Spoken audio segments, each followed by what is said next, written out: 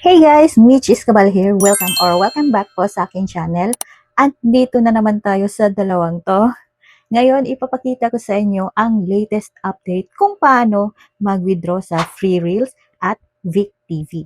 And you'll find out kung sino sa dalawa ang less hassle. Sa mga mommies natin dyan, ang mga girlies, if napapansin yung nangingitim ng mga singit, leeg, or mga batok nyo, huwag nyo muna tong i-skip. Super recommended ko talaga ang Gold Soap. Ito siya kasi effective na, safe pa for pregnant and breastfeeding moms. After just 1 week guys, may visible improvement na agad siya. An honest review lang talaga guys ha. Hindi ito hype na product with paid influencers. Mga totoong users talaga ang nagpapatunay na effective nga to and isa na ako doon.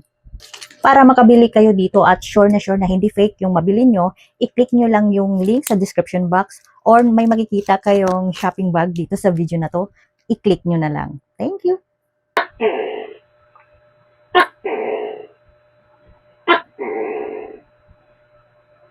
Dito muna tayo kay Free Reels. Diba need dito mag-check-in ng 7 days bago maka-withdraw? At ito na nga guys, naka 7 days na ako na walang absent. At ngayon, may pagganito na naman siya. Almost there, complete 10 minutes to cash out. A few moments later. At ayan, sa wakas naka 10 minutes na ako sa panonood. At tara, try na natin mag-withdraw. So, ang available dito guys ay 45 pesos lang.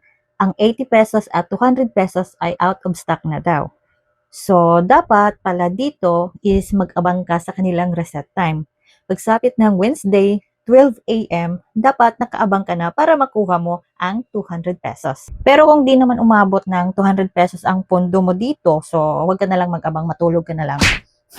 Kahit gaano pa kadami ang invites mo dito guys, ay hindi mo pa rin talaga siya mai-enjoy dahil hindi mo naman makukuha ng buo ang kinita mo sa referral program. Anyway, mabuti na lang din to kaysa wala, di ba? Ayan guys, after ilang minutes ay dumating na sa Gcash ko ang 45 pesos.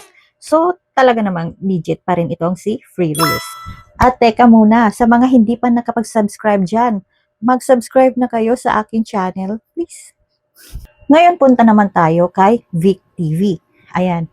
Ang ikinaganda dito sa Earning Drama Reel app na ito ay pwede kang mag-absent dahil hindi nila need ng daily check-in dito. Pero nasa tasking yung daily check-in, pero hindi yun makaka-apekto sa withdrawal mo.